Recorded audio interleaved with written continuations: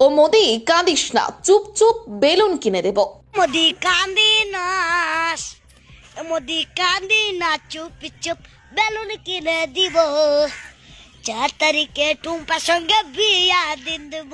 এ মোদি কাঁদিস না, চুপ চুপ বেলুন কিনে দেব। 4 তারিখে টুম্পার সঙ্গে বিয়ে দিয়ে দিব।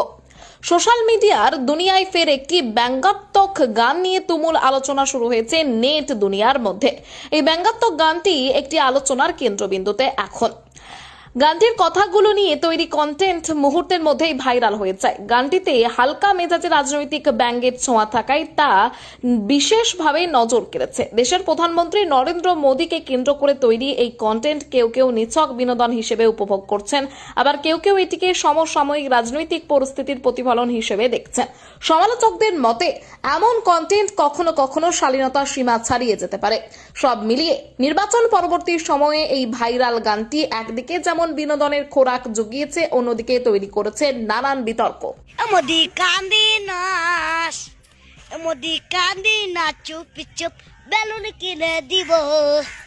4 তারিখে টুম্পার সঙ্গে বিয়া দিন দেব। মোদি চুপ চুপ, মোদি চুপ চুপ, মোদি চুপ চুপ, মোদি চুপ চুপ। দেখছেন রসাখোয়া টাইমস নিউজ, সব সময় সত্যের সন্ধানে। সংবাদটি ভালো লাগলে লাইক, শেয়ার করুন এবং আরো আপডেটের জন্য আমাদের চ্যানেলটি ফলো করতে ভুলবেন না।